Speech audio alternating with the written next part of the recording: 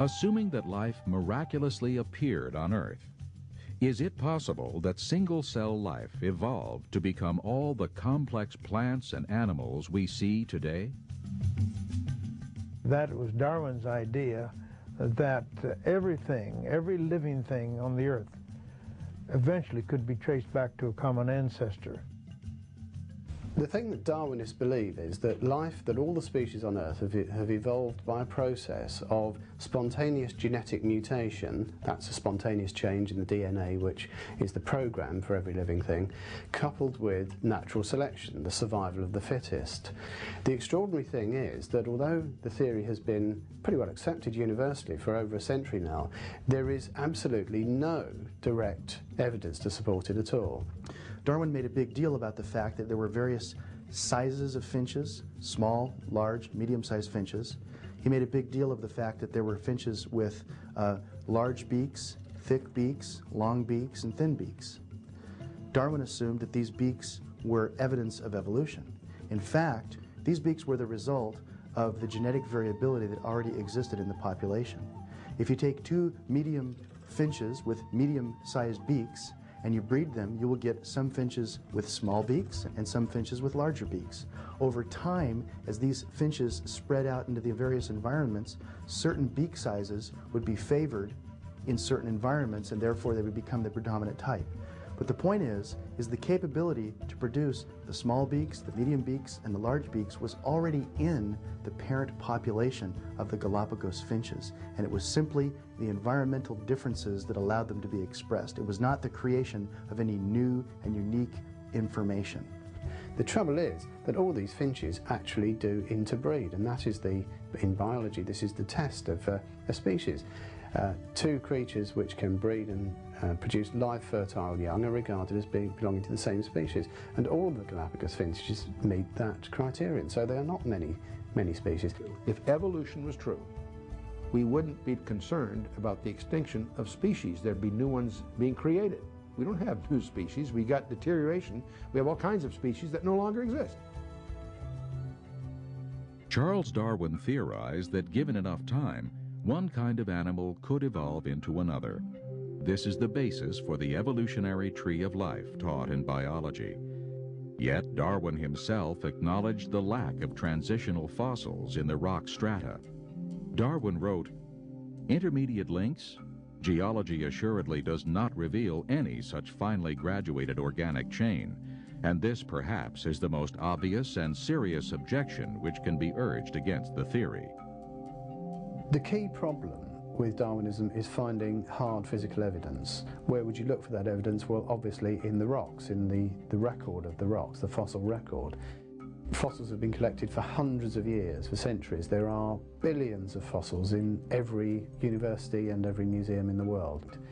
But there are no intermediate species. You look at one strata and you find one kind of fossil. You look at the strata above it, you find a different kind of fossil. What you don't find is a gradual change. One of the greatest evidences for creation is found in the fossil record.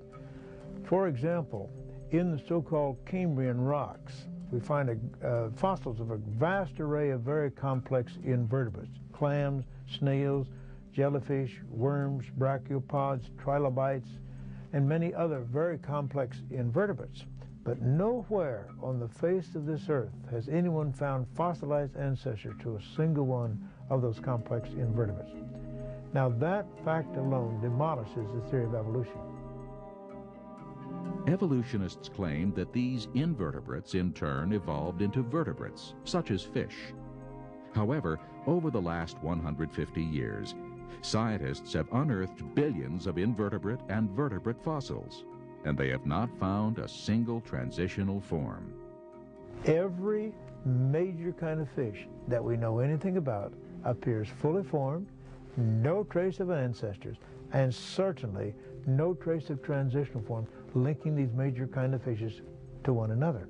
Now that fact is known. Evolutionists know that. Now the fact that we have no ancestors for the fishes, the vertebrates, we have no ancestors for the invertebrates, means that we didn't have any ancestors, and evolution is impossible. A study of the geological record confirms that the major groups of animals each appear abruptly and fully formed.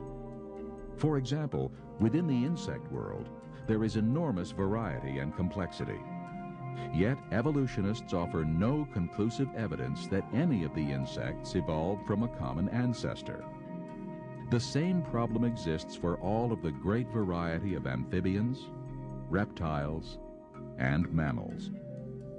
The evolutionary tree of life has no trunk nor branches. Therefore, all of the implied intermediates are only blind speculation.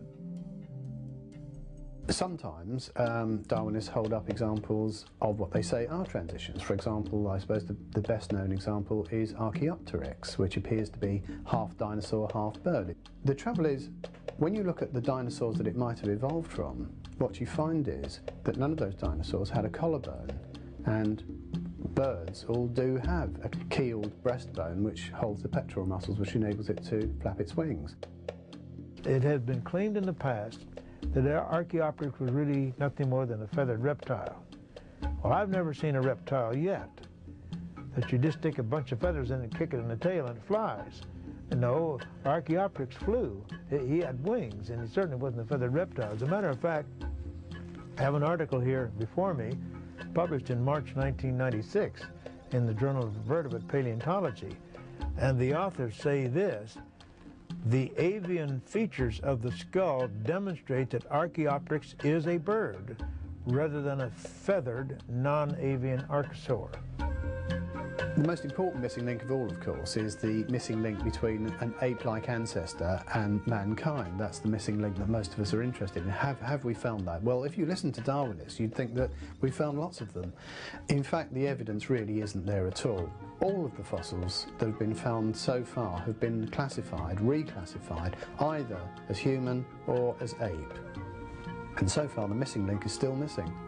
I have been investigating the so-called missing link between man and ape for many years, and I have found that every single one of them simply is no link whatsoever.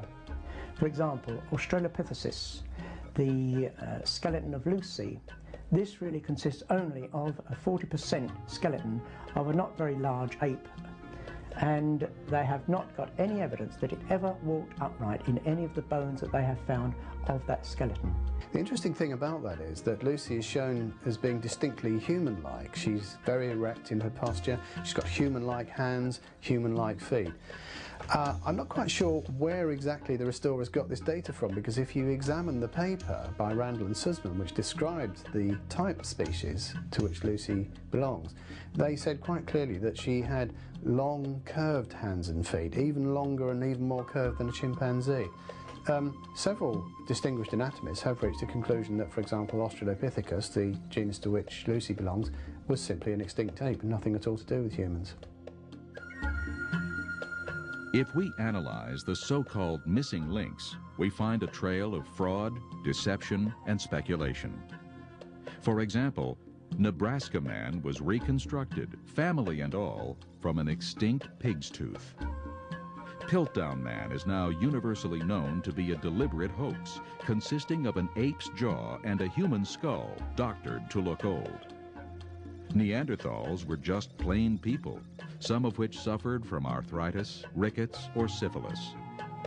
Ramapithecus, Gigantopithecus, and Zyganthropus were just apes, while Heidelberg man and Cro-Magnon were completely human. So, despite evolutionists' misleading claims, the missing link is still missing. One of the more amusing things you hear these days is that the DNA of man and chimpanzees is 98.3% identical.